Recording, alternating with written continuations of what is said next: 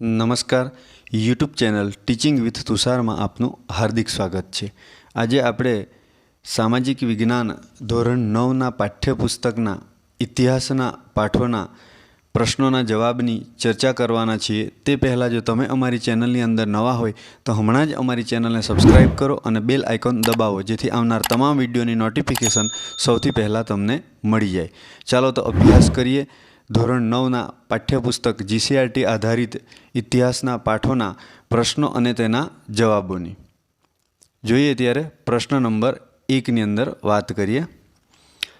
ભારત આવવાનો જળમાર્ગ કોણે શોધ્યો? તો કે ભારત આવવાનો જળમાર્ગ વાસ્કો દ ગામાએ. કોણે શોધ્યો? તો કે વાસ્કો દ ગામાએ. બીજી વાત કરીએ તો વાસ્કો દ ગામા જે જહાજમાં આવ્યા હતા એ જહાજનું નામની વાત કરીએ તો એ જહાજનું નામ હતું સાઓ ગેબ્રિયલ.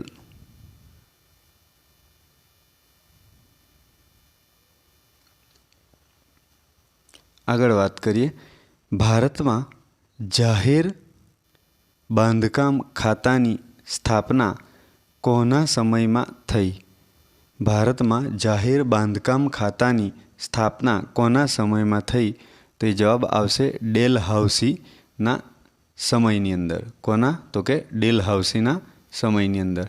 આગળ વાત કરીએ પ્રશ્ન નંબર 3. નીચેનામાંથી કયું વિધાન ખોટું છે? ઘણા બધા વિધાન આપેલા હોય એમાંથી ખોટું વિધાન શોધવાનું છે. તો અહીં જવાબ આપેલ છે, પ્લાસીના યુદ્ધથી કંપનીને બંગાળ, બિહાર અને ઓરિસ્સાની દીવાની સત્તા મળી. આ વિધાન ખોટું છે, કારણ કે દીવાની સત્તા બંગાળ, બિહાર અને ઓરિસ્સાની એ બક્સરના યુદ્ધ દ્વારા મળેલી, એટલે આ વિધાન ખોટું છે. બીજી વાત કરીએ તો કે બક્સરનું યુદ્ધ 1764ની અંદર આવશે. અને પ્લાસીના યુદ્ધની જો વાત કરીએ, પ્લાસીના યુદ્ધની, તો પ્લાસીનું યુદ્ધ 1757 આવશે ઈસવીસન. ચાલો હવે આગળ વાત કરીએ પ્રશ્ન નંબર 4ની અંદર. ભારતના પ્રથમ ગવર્નર જનરલ તરીકે કોણ આવ્યો? તો કે ભારતના પ્રથમ ગવર્નર જનરલ તરીકે વોરન હેસ્ટિંગ. કોણ આવ્યો? તો કે વોરન હેસ્ટિંગ. આગળ વાત કરીએ પ્રશ્ન નંબર 5ની અંદર. અંગ્રેજોએ ત્રીજો મૈસૂર વિગ્રહ કોની સાથે કર્યો? તો કે અંગ્રેજોએ ત્રીજો મૈસૂર વિગ્રહ ટીપુ સુલતાન. કોની સાથે? તો કે ટીપુ સુલતાન. એટલે 5મા પ્રશ્નનો જવાબ આવશે ટીપુ સુલતાન. આગળ વાત કરીએ 6થો પ્રશ્ન. પ્રથમ વિશ્વયુદ્ધના બીજ કઈ સંધિમાં રોપાયા હતા? પ્રથમ વિશ્વયુદ્ધના બીજ કઈ સંધિમાં રોપાયા હતા? એનો જવાબ આવશે ફ્રેન્ક ફ્રન્ટ. કઈ સંધિ? તો કે ફ્રેન્ક ફ્રન્ટ. આગળ વાત કરીએ પ્રશ્ન નંબર 7. પ્રથમ વિશ્વયુદ્ધને અંતે કઈ સંધિ કરવામાં આવી? પ્રથમ વિશ્વયુદ્ધના અંતે કઈ સંધિ કરવામાં આવી? એનો જવાબ આવશે વર્સેલ્સની સંધિ. વર્સેલ્સની સંધિ પ્રથમ વિશ્વયુદ્ધની સંધિ. આગળ વાત કરીએ 8મો પ્રશ્ન. ફ્રેન્ક ફ્રન્ટની સંધિમાં ફ્રાન્સે કયા પ્રદેશો ગુમાવ્યા હતા? કયા પ્રદેશો ગુમાવ્યા? તો એનો જવાબ આવશે આલ્સેસ અને લોરેન્સના પ્રદેશો. ફ્રેન્ક ફ્રન્ટની સંધિમાં ફ્રાન્સે ગુમાવેલા પ્રદેશ આલ્સેસ અને લોરેન્સના પ્રદેશો. આગળ વાત કરીએ પ્રશ્ન નંબર 9ની. જર્મનીના નાઝીવાદનો સ્થાપક કોણ હતો? એનો જવાબ આવશે હિટલર. જર્મનીના નાઝીવાદનો સ્થાપક હિટલર. આગળ વાત કરીએ પ્રશ્ન નંબર 10.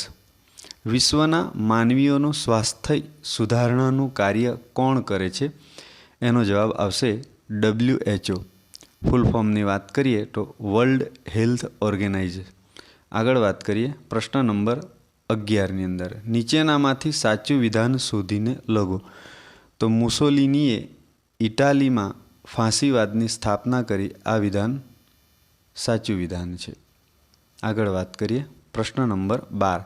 બંગાળના ભાગલાના અમલનો દિવસ કયા દિન તરીકે મનાવવામાં આવ્યો?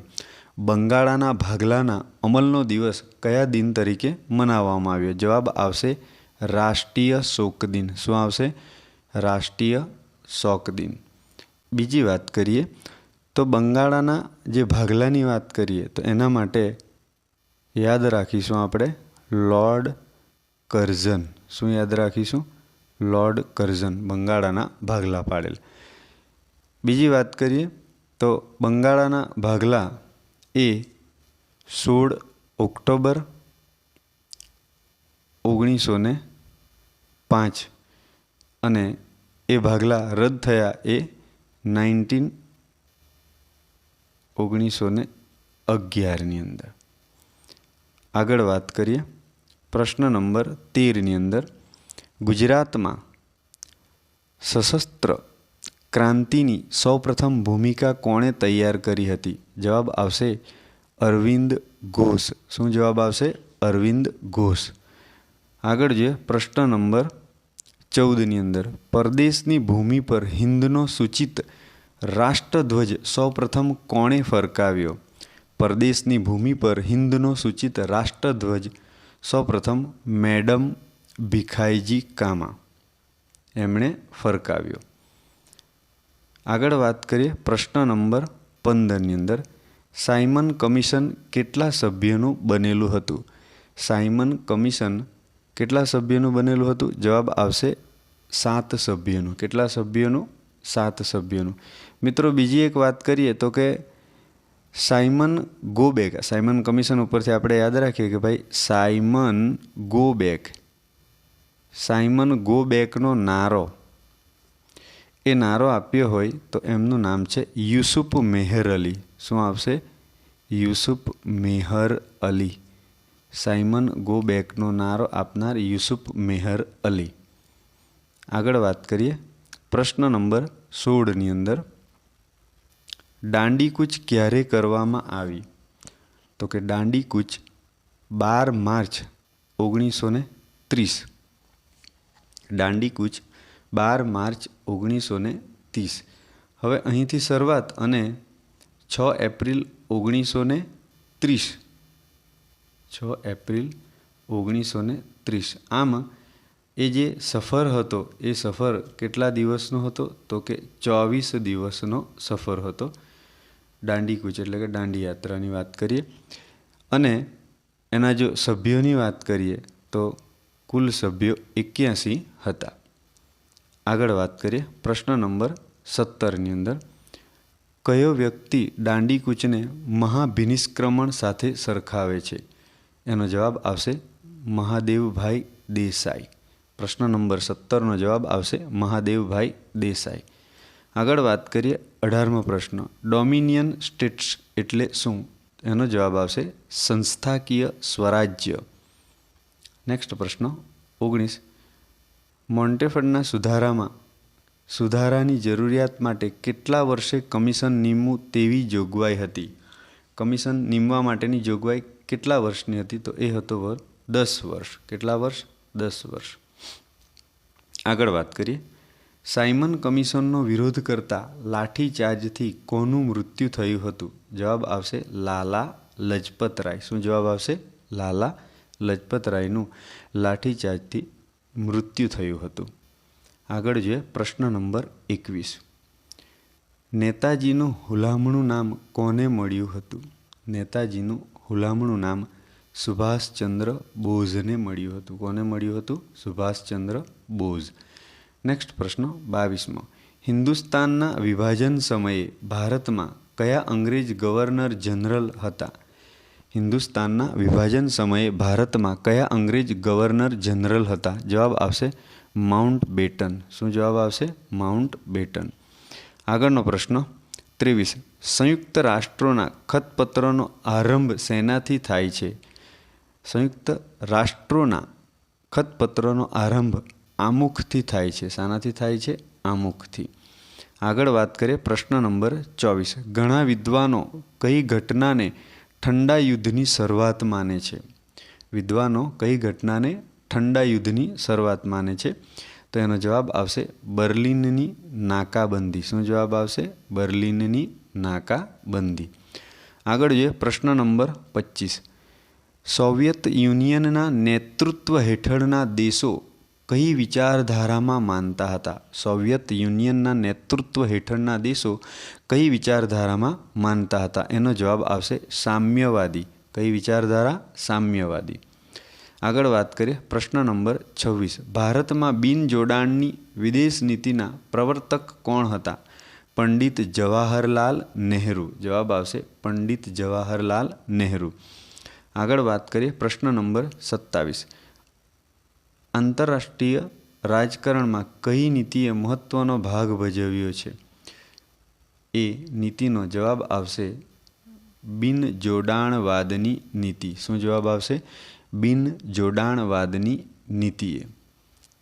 આગળનો પ્રશ્ન જોઈએ 28 નંબર. સ્વતંત્રતા મળ્યા બાદ ભારતના તત્કાલીન ગૃહપ્રધાન તરીકે કોની નિમણૂક થઈ?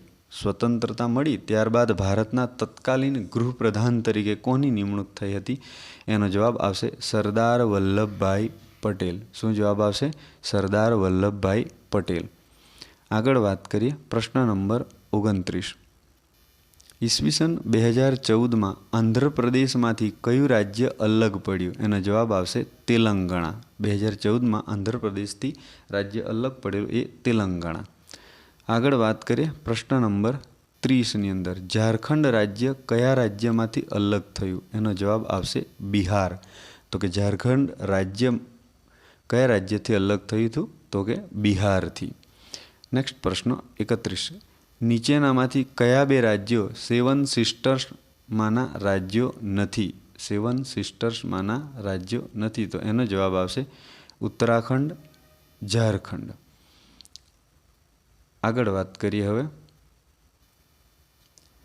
32. ગુજરાત રાજ્યનો સ્થાપના દિન કયો છે? તો ગુજરાત રાજ્યનો સ્થાપના દિન આવશે 1 મે 1960. ગુજરાત રાજ્યનો સ્થાપના દિન 1 મે 1960. આગળ વાત કરીએ હવે 33મો પ્રશ્નની.